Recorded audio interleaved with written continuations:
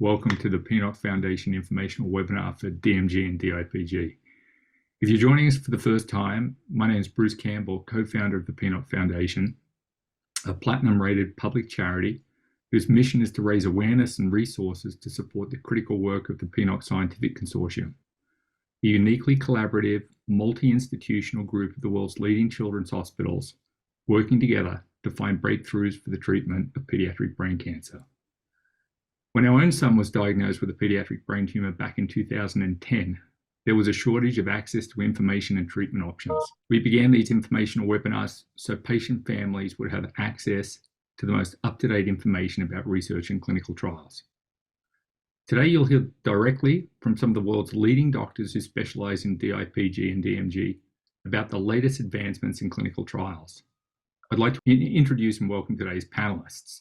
Dr. Sabine Mueller, Professor of Neurology, Neurosurgery and Pediatrics, UCSF Benioff Children's Hospital, co-leader, Pediatric Malignancies Program, UCSF Helen Diller Family Comprehensive Cancer Center, and PNOC co-founder and lead. Dr. Mueller is a pediatric neuro-oncologist who specializes in caring for children with brain tumors and related genetic syndromes. Before completing medical school, she worked as a scientist, director of genomics, and project leader for a brain tumor program at AGY Therapeutics, a biotechnology company in South San Francisco. In her research, Dr. Mueller studies treatments for children with brain tumors, looking especially at improving long-term cognitive outcomes. Dr. Javad Nazarian is a professor of the University of Zurich, the head of the DIPG DMG Research Center at University Children's Hospital Zurich, and an associate professor of pediatrics at the George Washington University and Children's National Hospital in Washington, D.C. His research focuses on understanding the molecular pathways driving childhood brain cancers, and most importantly, on finding methods for the rapid translation of laboratory findings to the clinic. He has extensive expertise in forming and leading national and international collaborations.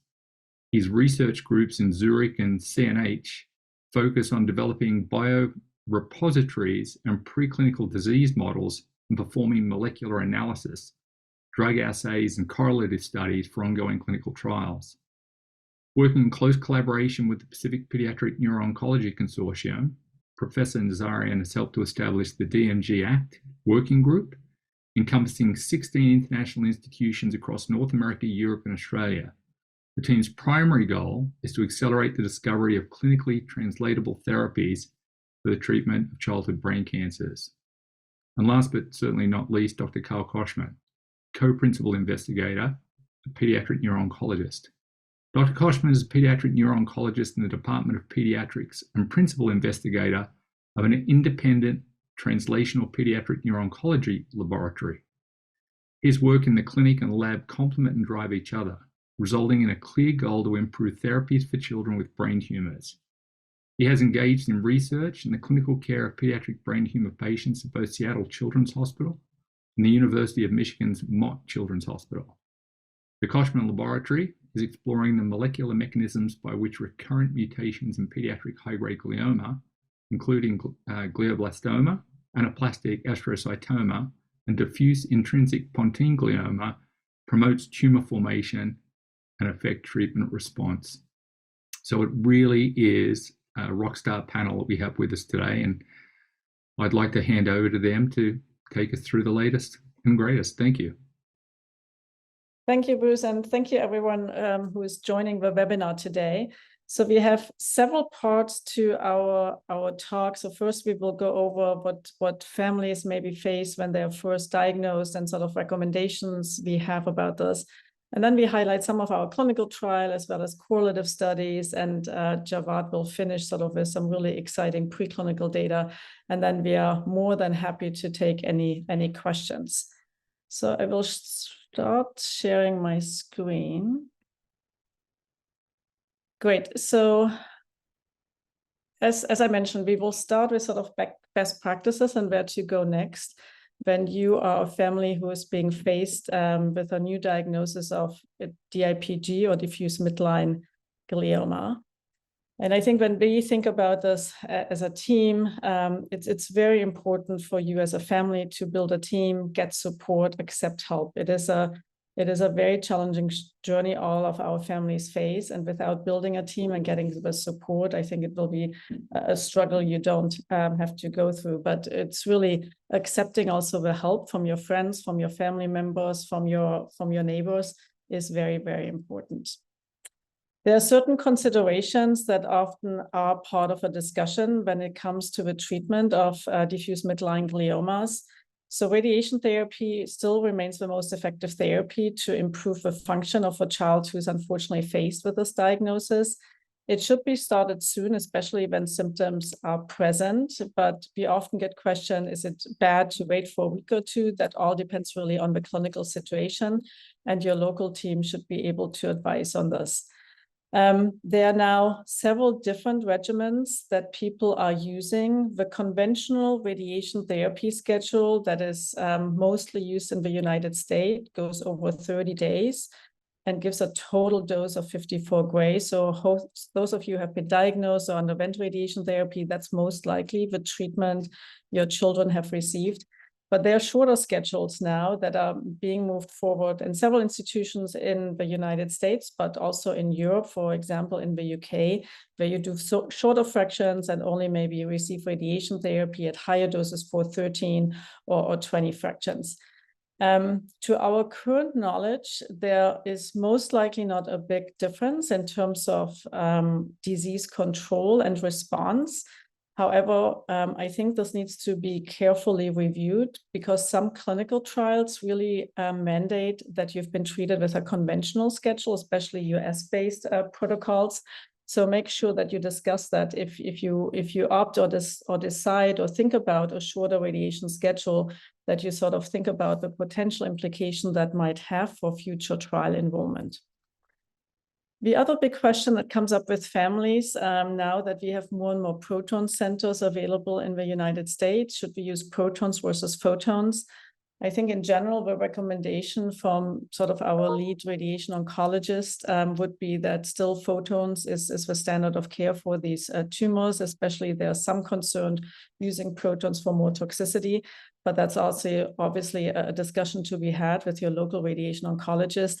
And again, just keep in mind that if you deviate from the standard, which is mainly photons right now, that there might be later clinical trial eligibility questions. So if you receive protons for some clinical trials, they actually are excluding protons as a therapy as using radiation therapy.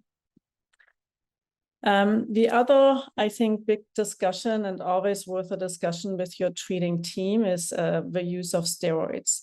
We frequently hear that children are being started on steroids automatically. And I think we've seen all very significant side effects from steroids. These include often significant weight gain in these children, as well as sort of mood issues, just being more irritable.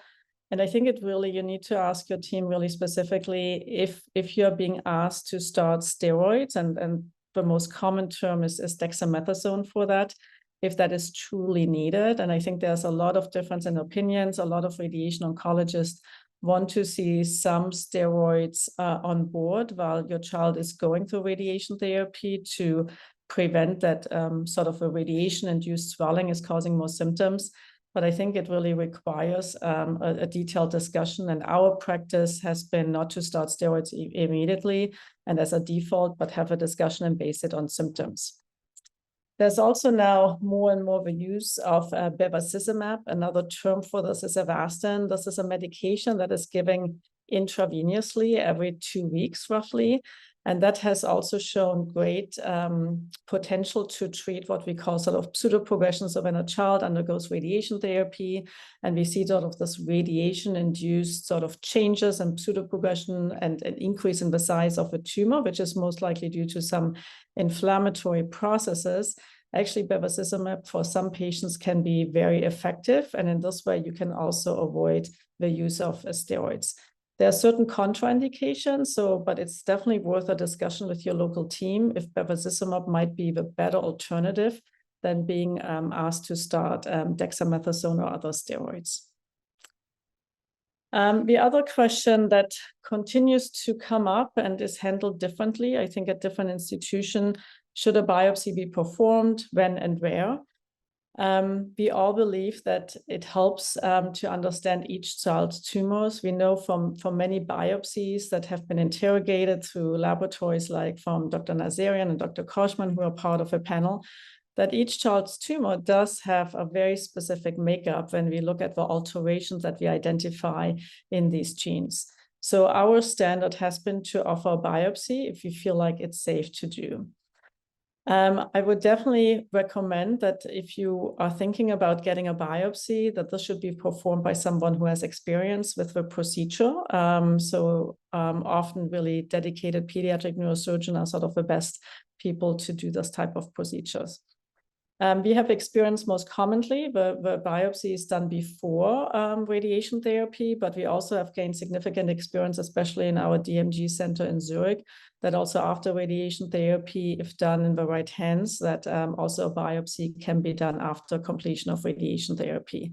And I think that's important because some families are unfortunately faced with significant clinical symptoms up front, where then the team recommends to start radiation therapy as quickly as possible, which we sometimes have to move in this direction.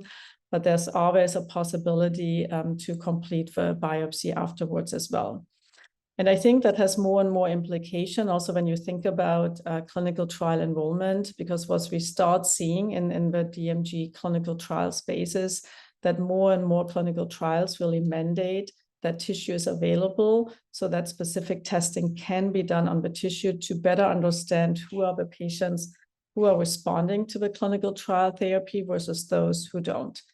And then I think it's always important to really discuss with your team that the tissue, because it's so precious, because often we only take very, very small biopsies, and part of it has been used to establish the diagnosis and potentially to do sequencing on the tumor tissue, but just make sure that this tissue is being handled very carefully and that you can keep as much as possible, because as I mentioned, for clinical trial enrollment, that's often a key, also for some families, unfortunately, a key limitation why they cannot enroll into a clinical trial.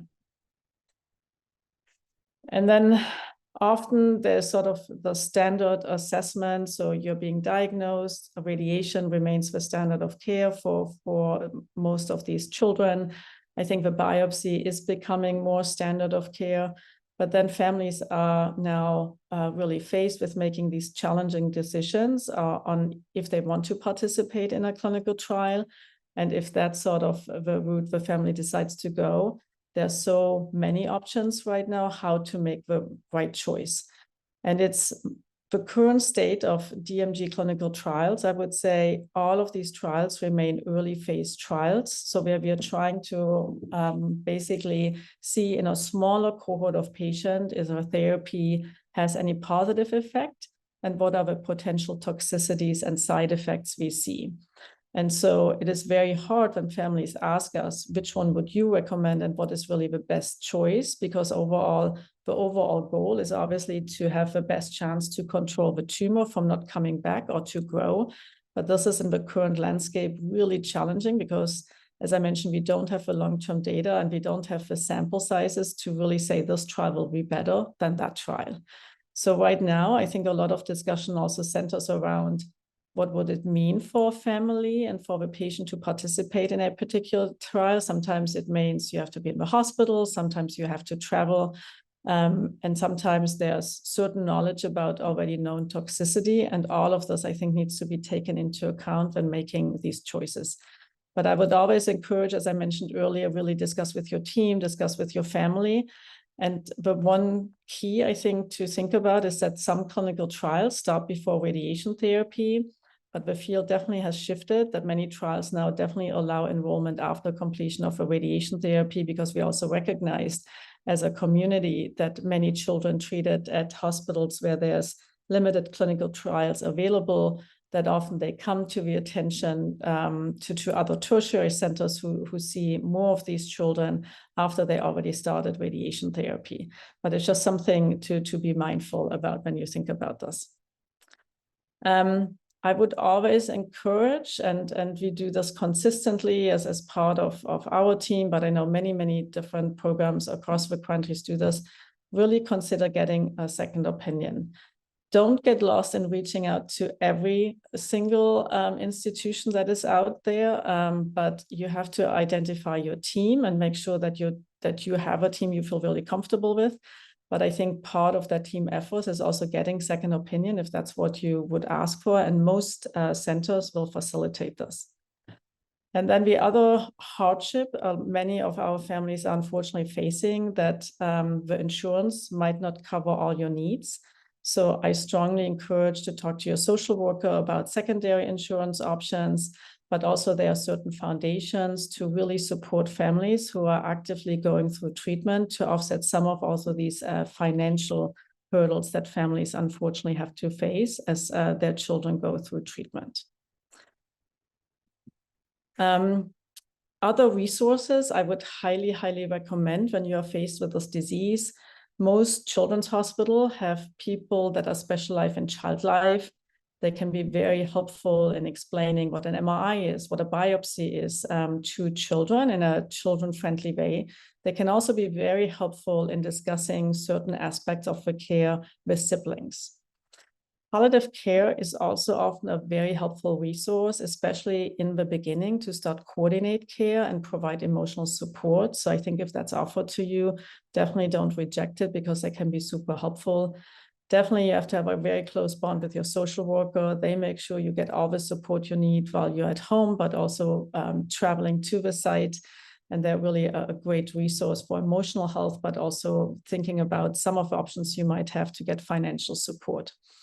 And then I think a wonderful program that is sponsored by foundations is the DIPG Navigator. And so that is a free resource that is available where there's one-on-one sort of discussion with a family by nurses that really specialize sort of in the field of DIPG. And I think that has been really a fantastic initiative from the foundations to move that forward. And you can easily find this online.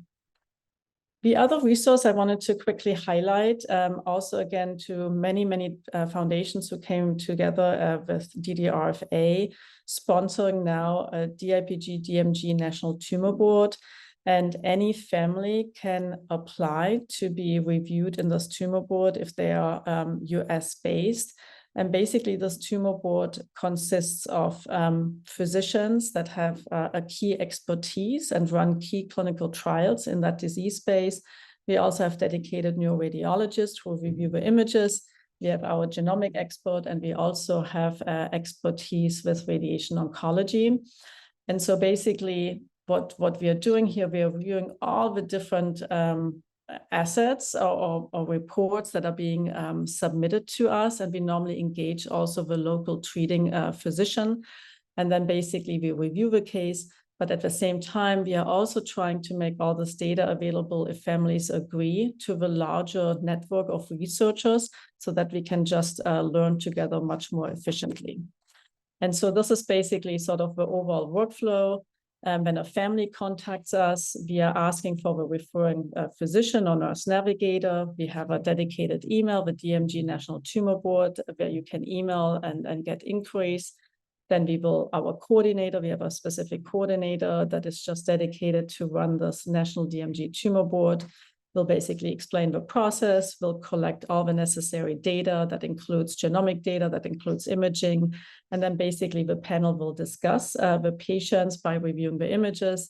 And then a report is being generated that outlines sort of our recommendations. Sometimes we are recommending additional testing or additional spine imaging. Sometimes we are outlining what trial options are available for that specific patient.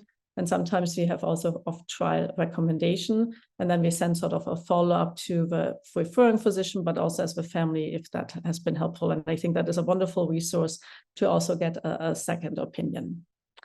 And with that, I will end here and hand it over to Dr. Koschmann. Thank you, Sabine. I'm going to take us a little bit into the scientific weeds here and try to keep this at a high level. For anybody who was at CureFest, we did go through some of these slides. I'll try to cover pretty quickly. So these are results from 2 recently completed studies of ONC201 as a monotherapy. And the reason we're covering that in detail here is in part because our 2 PNOC trials for DMG, PNOC 22 and 23 are sort of extensions of working with this drug ONC201. And so many are familiar with this drug, but we had yet to, prior to this paper that we just published, have a large series of patients and what their experience was. And what we see here is that these are all children and young adults who were treated with ONC201 who had the histone mutation. And so for reference, previous trials and studies have shown that the average survival of this patient population is around 12 to 15 months. And so we were looking to see if treatment on ONC201 affected that. And if you look in the top left, this is a survival curve. The 2 different studies for which patients were treated with ONC201 are in blue and gray. And we do see a nice extension to an average across both cohorts of around 21 months. And so this obviously is an exciting step that we appear to have an agent that has a good signal of response. These need to be validated in future studies, but we were excited to see that this looked better than historical controls. And in the recurrent setting, the time was overall 9 months from diagnosis of the recurrence at survival, but with a tail of some patients living longer than that. And then the PFS, this means progression-free survival. So it's the time until the tumor grew after starting treatment. So on the top, these are the studies from the time they started the drug to the time of progression. And on the bottom, these are patients who started at the beginning from the time of diagnosis. And that 12-month progression-free survival is improved compared to historical studies. And go ahead, one more, Sabine. This is just a comparison to the recent PNOC cohort, PNOC 003, where we do see, the pattern you see with survival is that some of the patients have a similar survival pattern to the PNOC 003, but there is a tail of patients, around half of them, who seem to do much better.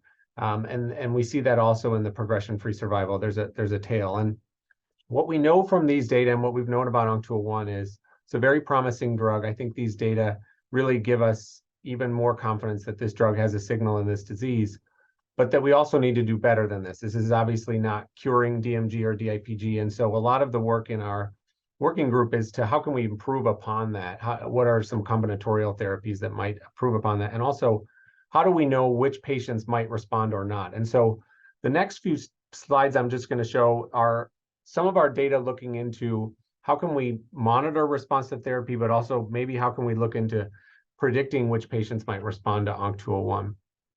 This was from the phase 1 where we had a small number of patients who had serial spinal fluid. And we've been looking at metabolites in those spinal fluids because this drug has an effect on the metabolic state of these cells. And one of the early signals we found is that this marker 2HG went up more often in patients who had a response and went down in patients who were growing and having metastases. We need to study this and confirm this on a wider scale. So from the first 100 patients or so that were treated on PNOC 22, we've collected serial spinal fluid, and we're in the process of sending those to various sites to do these kind of testing on a larger scale and to learn what are the markers of response and maybe even the predictors of response that we can learn from these patients. Go ahead, one more. And just go forward to the end of so this slide is all fully showing. We looked also at DNA. This is previous work we had and another group had showing that, and Javad's group as well has shown that you can find mutations, the DNA debris from tumors in the spinal fluid of patients. So this is an assay that we use with digital droplet PCR. And this study, we are also going to run on not only the spinal fluid, but the plasma samples from patients that were on PNOC 23 and 22. Go ahead.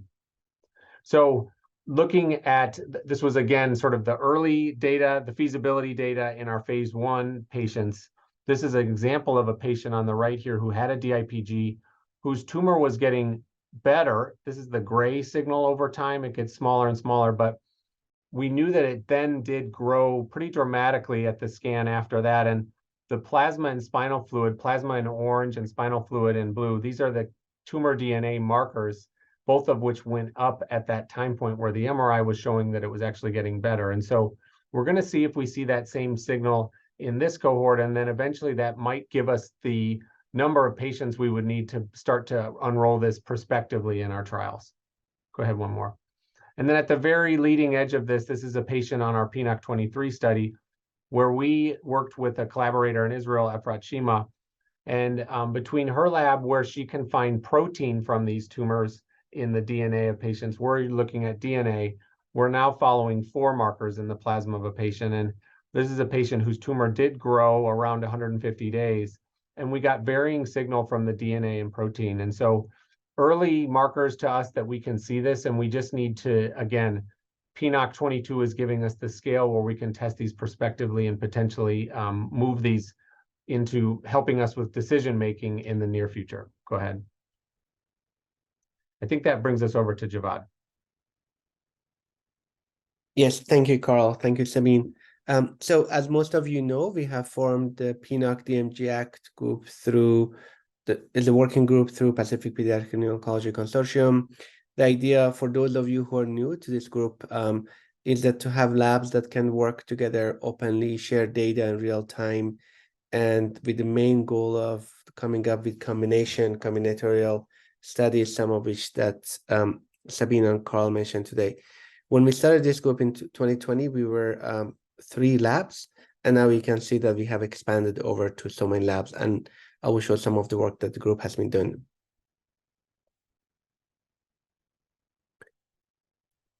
Sabine, I think or Carl, that's your platform trial? Yeah, I can talk about this. So basically, you've seen the really great data that Carl had shown with the ONC201 as single agent.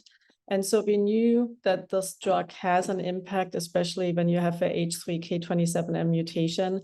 And the other piece we knew about prior trials using ONC201 as single agent is that it's very well tolerated. So a lot of children, you take it once a week for now, and the side effects are really minimal. So an ideal partner to really use as a combination therapy.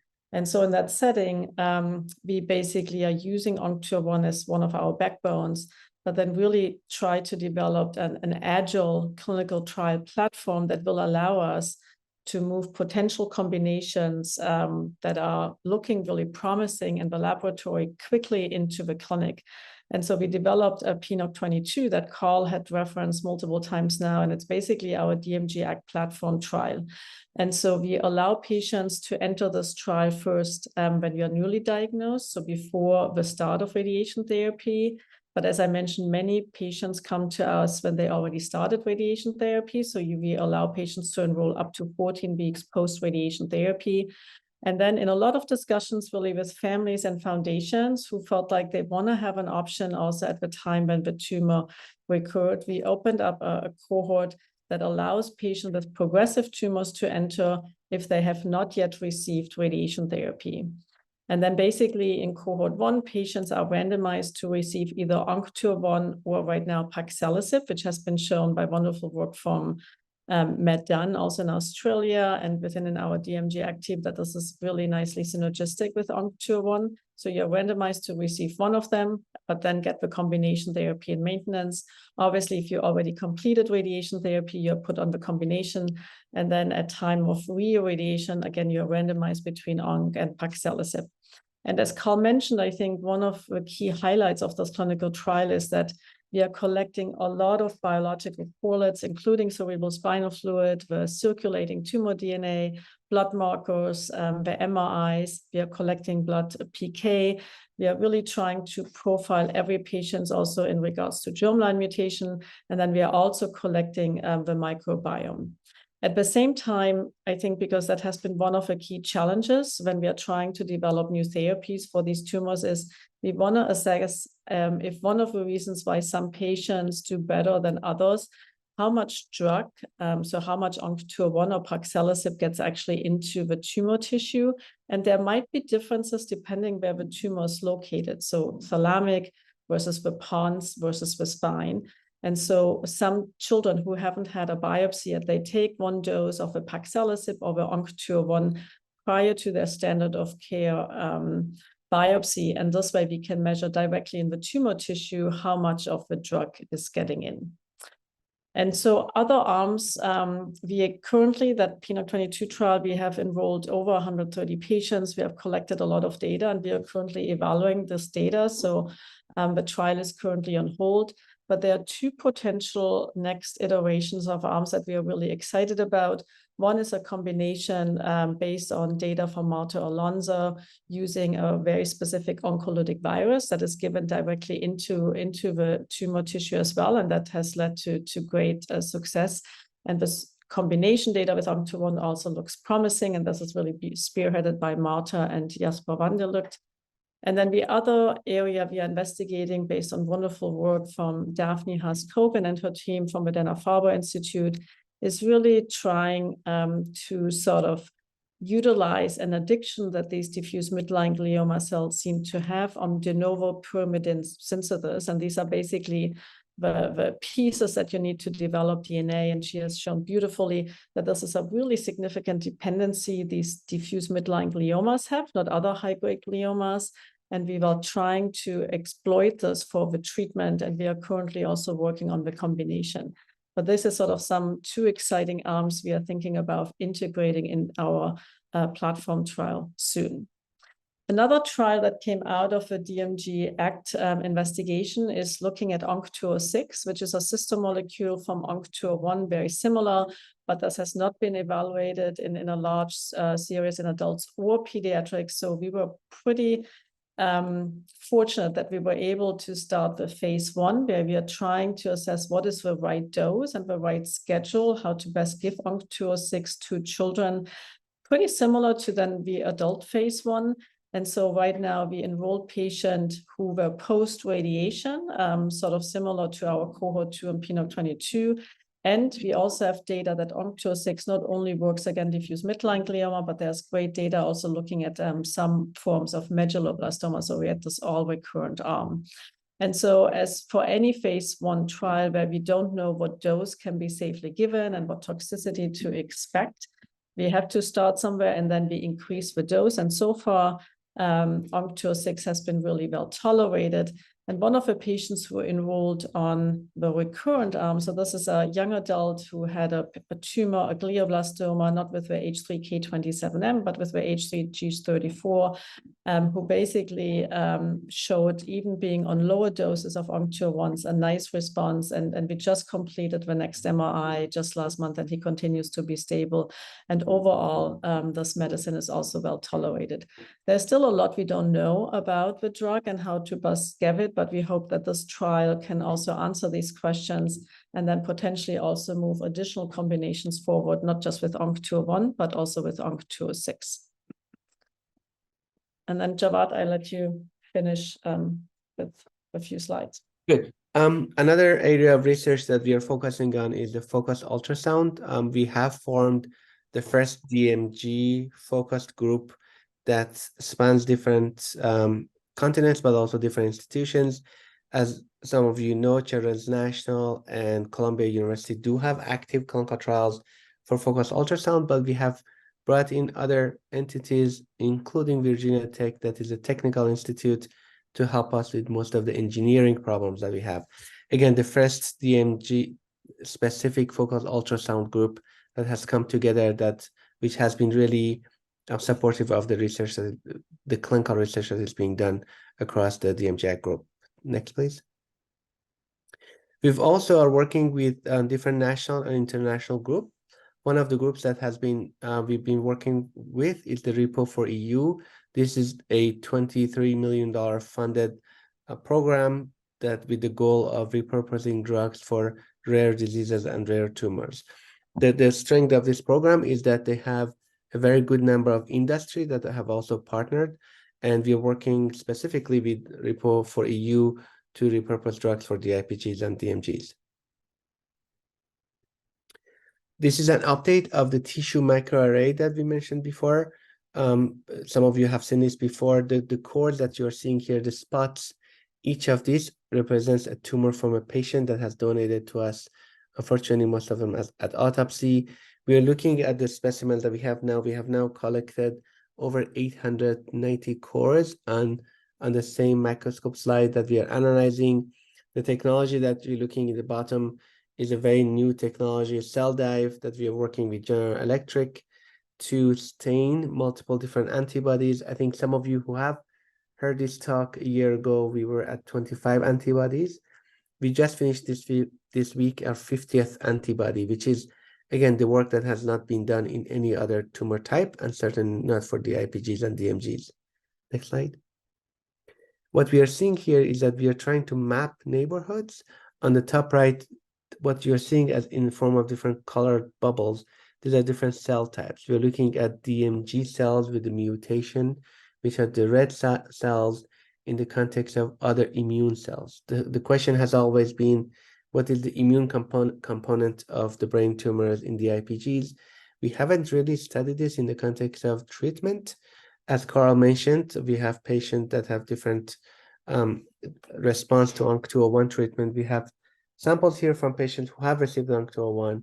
We have samples here from patients who have received panobinostat, etc. We're looking at this neighborhood, trying to map to see which one of these drugs better elicited the immune response. We're hoping that this work will be finished by the end of this year, and all of the data will be shared through PNOC and CBTN. Again, another good example on the right-hand side, you can see the staining. Again, what we're looking for, each of these colors represent a different antibody. The question has been that, again, as I mentioned, do you have B7H3, which has an active clinical trial for the DIPG, for example? Do you see B7H3 presence in the tumor cells? Now we are looking at this, the presence of different antibodies and neighborhoods within the DMG and the DIPG within these 800 samples. The work that we have done here has been really a big interest from the DMG-ACT working group, and also from many other institutions. The DMG-ACT working group intends to now establish a TMA 2.0, the second version of this, which would include a large number of pediatric brain tumors, including other high-grade gliomas. I also wanted to highlight the publication record that we've had since 2021, 22, 24. These are per year publication from the DMG-ACT group, which I think has been impressive.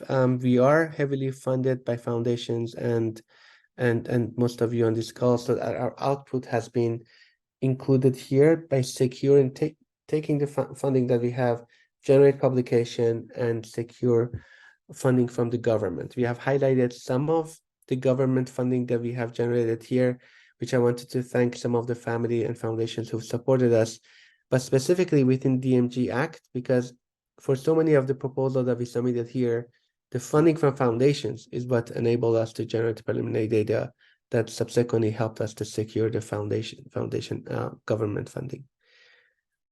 We also had the opportunity to bring everyone from the DMG-ACT group together last year in Switzerland, which was our first in-person meeting. We're hoping to continue the same trend for next year. I think it's important for the team to get together once a year to share ideas, but also to get to meet new members that we have not perhaps seen in person. We've highlighted some of the foundation here that you saw briefly, and I think we'll go to the questions next section. Thank you all for the support. But there's one more slide, Sabina, which represents the patients who have been a part of the DMG-ACT and have donated to us. Some of them are represented here. We wanted to thank you and all of your children who've been helping us to be successful.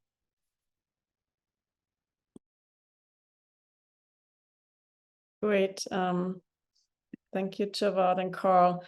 We had received some question leading up to this event. And so one of the questions is, obviously, it's always challenging when a child is on a clinical trial, and then because of toxicity, we need to change the treatment. We sometimes need to stop a treatment, and then we can give other supportive care.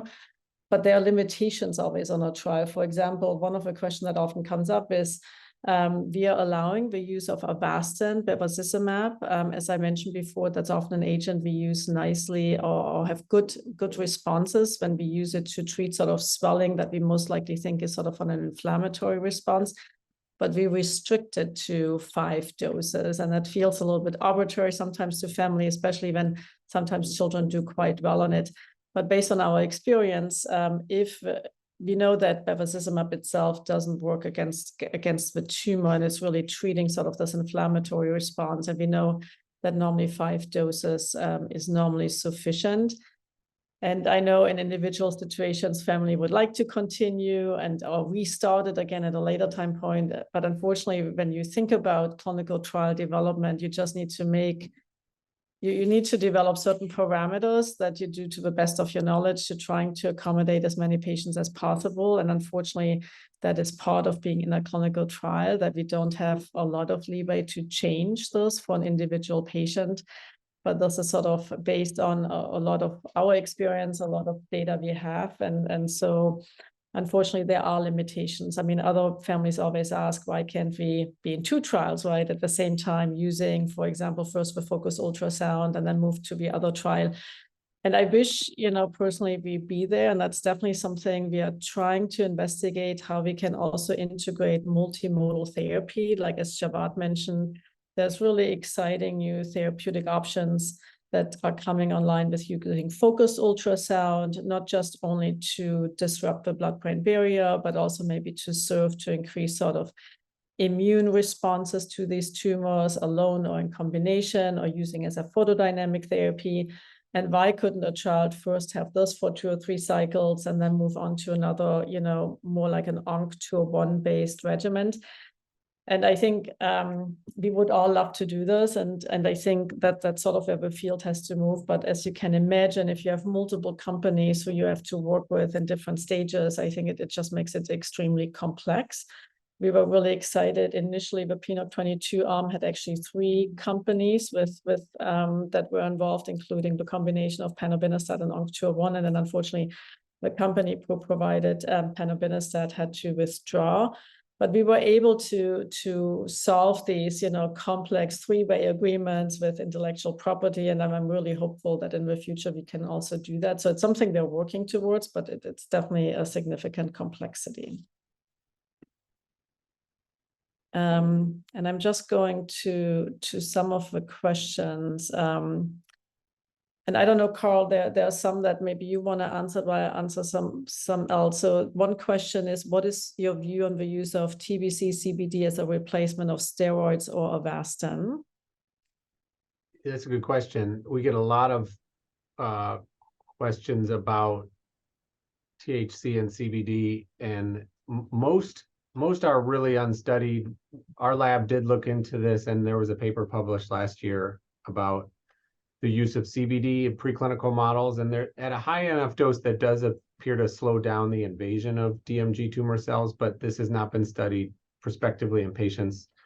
So the short answer is we don't know. I don't think of it as a medicine that would replace steroids or Avastin. I think those things reduce inflammation and edema and are very potent at that. And even when, anecdotally, when we've had patients use CBD, it doesn't seem to work that acutely the way steroids and Avastin use. But we increasingly do think of steroids and Avastin in a similar class. They're not necessarily treating the tumor. They're reducing the edema, maybe tightening up the leaky blood vessels in the tumor.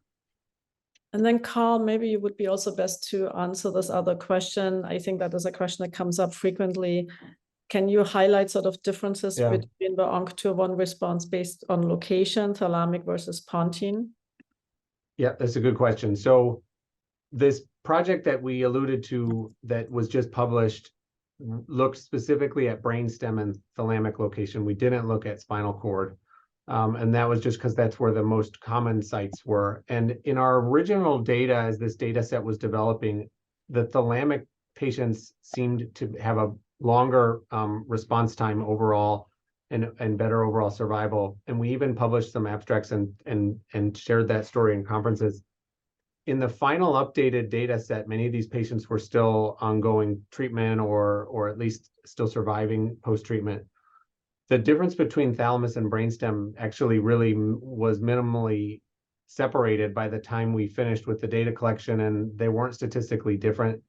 I think some of our most dramatic responses, ones with greater than 50 response, most of those were in the thalamic group. You know, I think that signal is a little less clear than it was at first, and we'll need to look at, for example, the data we're collecting PNOC 22, because we'll be seeing if we see a difference. Spinal cord is really under investigated. It's been a minority of patients who have had a spinal cord tumor, and we still don't know how that compares to the other types. Anecdotally, I haven't noticed a difference between the response rates from brainstem and thalamus, but I think we need more patients to be able to clarify that. Great. So there are a few great questions. So one question, maybe like as I'm trying to respond to some of them, and Carl, maybe you can comment. In your assessment, what are the chances that 3 to 5 years from now, one of these drugs, either a single agent or a new combination, is in the clinic? I'm not totally sure what exactly is meant by that. I would I guess I think the question goes around, would they be FDA approved? Because the question is dying to see this used in the real world. So I guess the question is more, how long do we think it will take to have a medicine approved for children with DMG so that it can be broadly used? Carl, do you want to maybe comment on this? Yeah, that's the million-dollar question. I think we all agree, just with the shifting landscape of eligibility between trials, that we have a promising drug like ONC201, but as investigators, our hands are often tied as to which patients can enroll in what study. And it would make our lives a lot easier if the drug was approved, because we would have a lot more control over the use for the patients that we feel that best need it. You know, specifically for ONC201, the current plan from Chimerix is that they would need to complete the current phase 3 trial, which involves hundreds of patients being on this phase 3 randomized 2-to-1 trial, and that feels like a very long way away. But the trial is at, you know, many dozens of sites around the world.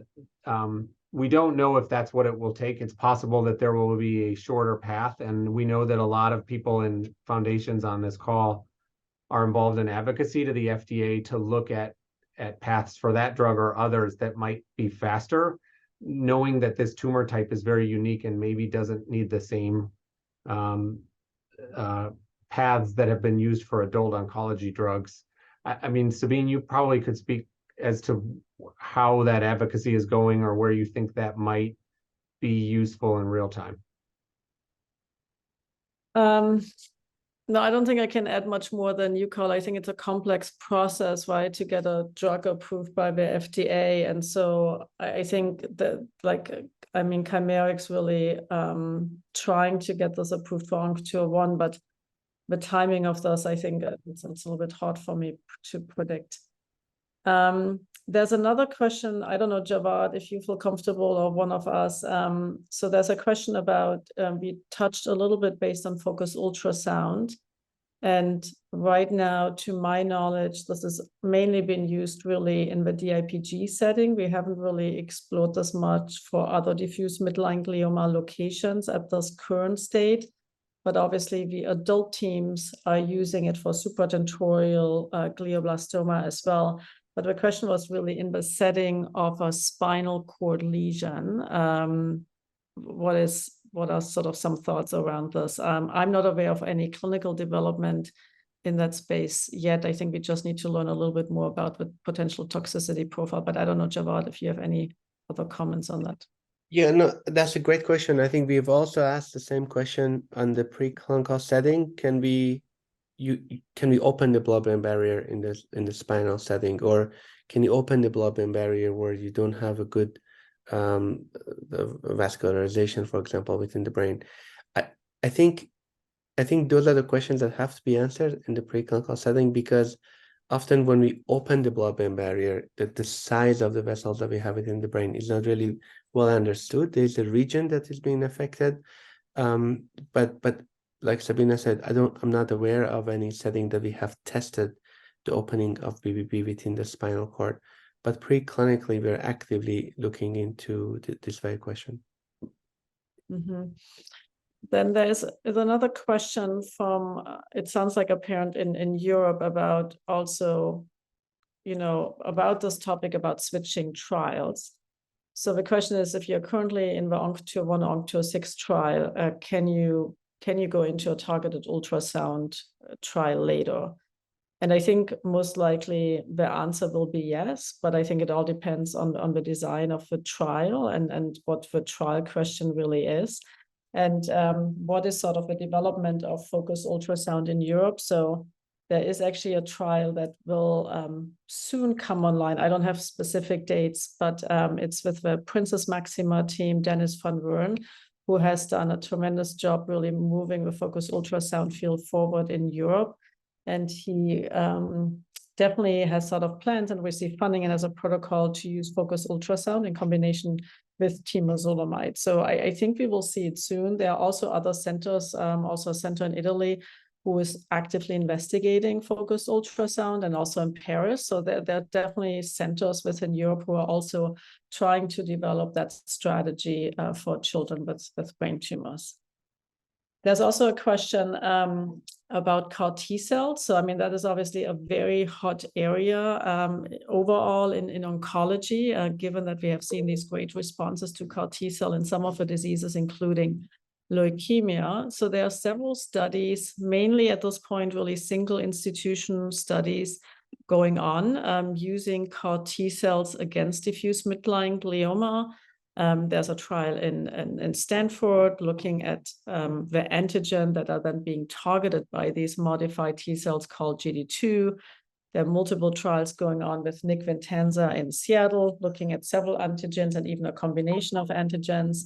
There are trials going on at St. Jude's, at Texas Children, and also there will be 2 or 3 trials launching soon by the end of this year, early next year, also in Europe, looking at CAR T cells for treatment.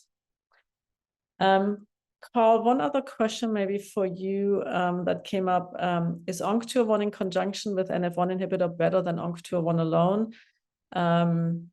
If you have sort of an NF1 mutation plus an H3K27M mutation, is that a combination you think might be interesting? I think we have definitely a subset of DMGs in general, maybe not very just specific to that patient, but in general, who have sort of alterations in the MAP kinase pathway, including NF1, and just getting your opinion if a combination would be suitable.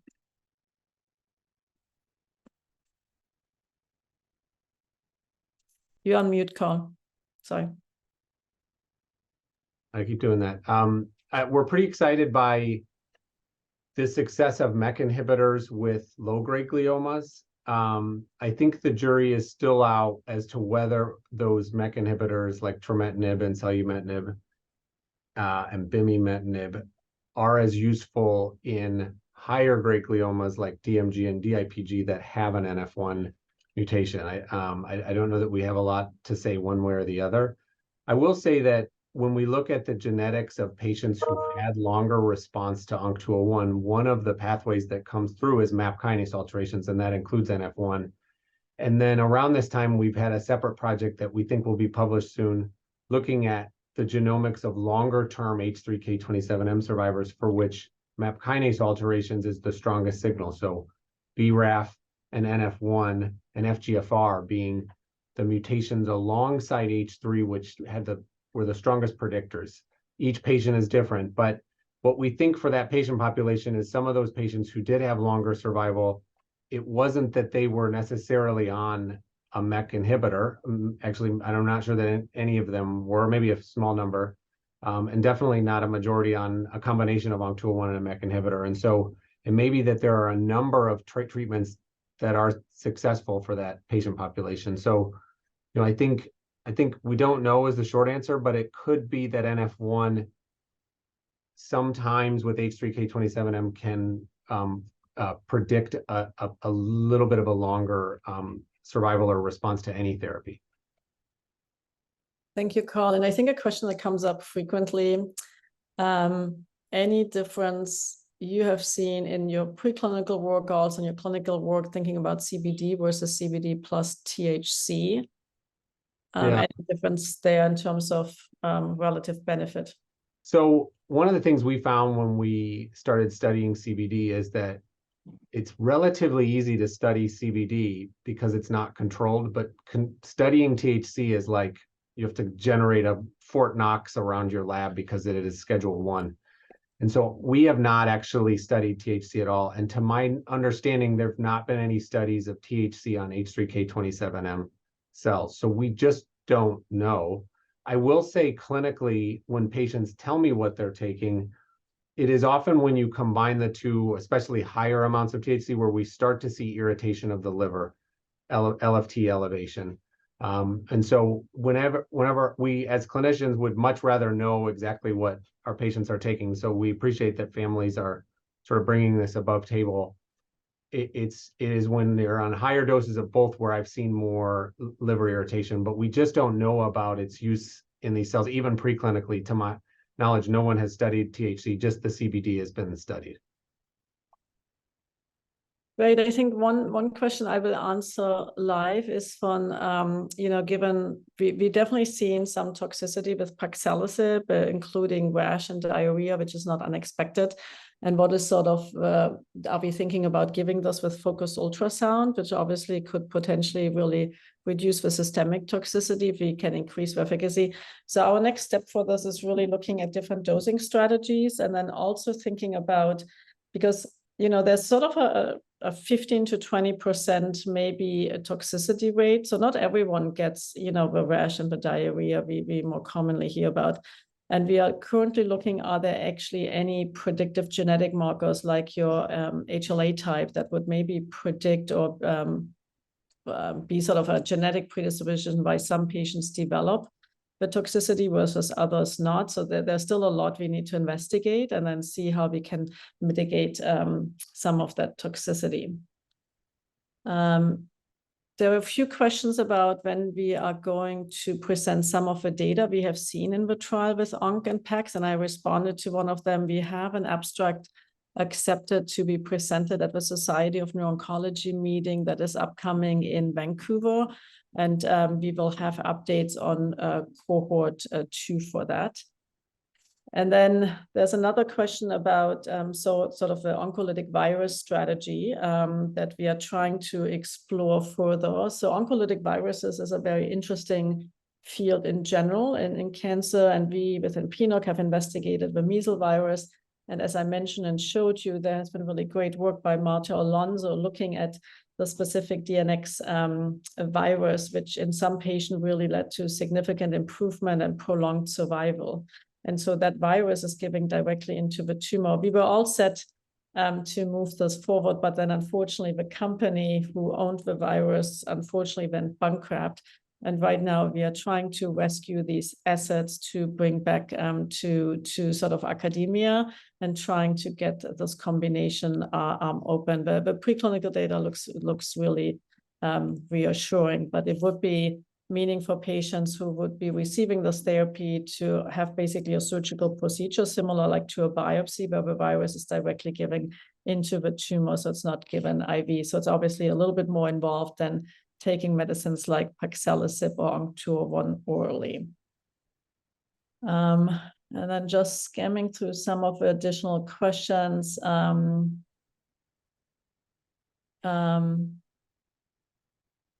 So some questions, if patients are already on the trial right now and receiving ONC and paxilosib, and if we would open up a new arm, could then they move to this arm? That's a complicated question, and I don't know if I have an answer. Most likely only if then you would qualify for the recurrent arm, but we couldn't just add this on. That's unfortunately, as I mentioned, some of the challenges when we want to do this multimodal therapy it's just so complicated. Let me just see what else can we answer. What are your thoughts on Brainchild 4? So this is a very interesting study led by one of our wonderful colleagues, Nick Vincenza, which is a CAR T-cell study directed against 4 antigens. I think it's a great idea. I think it's too early to say anything about it. The trial just started, but in general, I think that concept of targeting multiple antigens is obviously something I think we are very excited to see. Then there are some very specific questions. I mean, maybe Javad, you maybe can answer those questions thinking about it from a more sort of preclinical point of view. One question is, what are your current thoughts about the role of methionine restriction slowing sensitizing DMG tumors to treatment? No, great.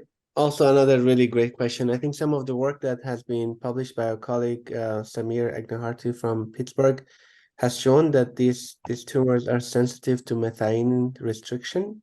Also, some of the work with Cynthia Hawkins has been also supportive of methionine restriction. I think, again, it also goes along with the work that Carl has shown. We have tested methionine restriction in the preclinical setting, and we have shown that tumor cells are sensitive to the amount of methionine that is present. Having said that, we are doing it in a very restricted system where we have only tumor cells. I think holistically in the entire body, this is something that we have not done yet to know if non-tumor cells are actually producing methionine, but there are methionine restriction diets that we're working with PNOC to monitor longitudinal abundance of methionine within patient plasma and serum. But preclinically, we can see that methionine restriction is helpful in reducing the tumor growth. Great.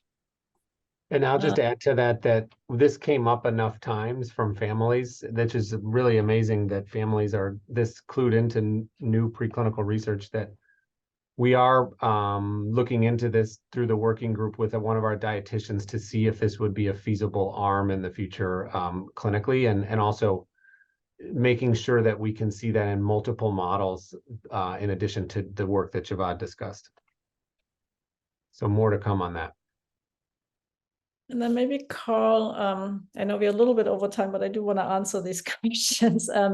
So one of the attendees asked, so a child who had actually a really good response to ONC201, and I think that's coming up actually quite frequently, so 3 years as a monotherapy, and then develops later progression. What do you think is the cause of this acquired resistance? And could, what is your data? Obviously, there's some thought about EGFR and FOXG1. And is there reason to believe that then retreating this child? I mean, I think we all would agree that a second round of radiation therapy would be very applicable for this child. But what do you think about then ongoing ONC201 in that setting when you have failed it, but prolonged stabilization, in a situation like this?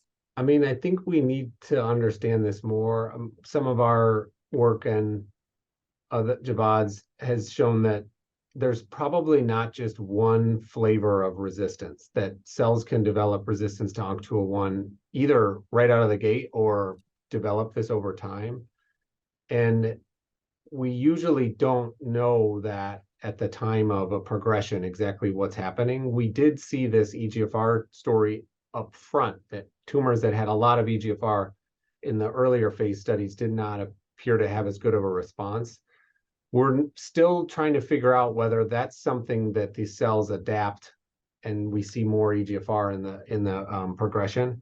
I think these are cases that sometimes, Sabine and I would consider with the tumor board whether rebiopsy is feasible and safe to consider, because you might be able to ask and answer some of those questions and help guide. So at least discussion with the family and a neurosurgeon as to whether rebiopsy after that long to see if you're seeing changes. I will say in our practice, for patients that progress on ONC201, we always reconsider radiation, as Sabine mentioned. And then my own inclination is if they've been on ONC201 for a longer time, 18 months, 24 months, and especially if the patient has tolerated it and there isn't a really good feasible additional clinical trial, we're a little more inclined to consider staying on ONC201 with the hope that that reirradiation somehow was enough to target the resistant cells. Whereas the tumors that progress early on ONC201, I'm really pushing even harder to try to find something that's not ONC201 based, that this is a tumor that out of the gate did not appear to have a sensitivity to ONC201, and we're trying to find a whole different class of therapy for those cases. Thank you, Carl. I mean, one other question that I think we are frequently asked, why is there such differences of the clinical trial options that are available to children in the United States versus some countries in Europe? And I think it's challenging. I mean, I would say over the last just few years, we definitely have seen an increase in trial option that is available for European patients as well. We are obviously, as you heard, trying to expand our PNOC trials to Europe. So we have active sites in Switzerland and the Netherlands, and then not quite Europe, but also Israel. But it is a huge lift for an academic-run consortium that is based on philanthropy and foundation funding. It's often restriction fund also industry partners. But I know that there's ongoing efforts right now, as I mentioned. There's CAR T-cell initiatives also in the UK, in London, with Katrin Strathoff. There's CAR T-cell interest also developing and opening up the trial soon in Italy. So, I mean, I think there's more and more trial option also available for children in Europe, independent of PNOC, but we are actively trying to investigate how we can further expand and create more access, because we realize that this is obviously one of our key missions, so that children have access to these innovative therapies really more globally than just in the US. But it's really a bandwidth personnel issue, and sometimes it's restrictions through the company and industry partners that they would just not allow us to move into Europe. I think we answered most questions. Well, thank you, Sabine. My name's Adam Eversole. I'm the Director of Development at the PNOC Foundation, and I just wanted to close us out here by thanking our panelists and really thanking everybody on this call today. So many of you guys listening on the call and so many people not on the call have made this work possible. The support has been tremendous from foundations, like Sabine mentioned earlier. There are just so many of you, and we couldn't do it without you. So we all know there's much more work to be done. We're so thankful. If you were inspired by what you heard today, or you want to consider a gift to this working group, please donate to any of the organizations listed or to the PNOC Foundation directly. You know, we're all in this together. We really appreciate everyone's support. So if you have any questions or want to learn more, from me, my email is adam@pnocfoundation.org, and that'll circulate with the follow-up email as well. But there are so many wonderful foundations doing work in this space, so please reach out to me, reach out to any of them, and support if you can. But again, thank you for being here, and thank you to our panelists, and we're here if you need anything. So thank you.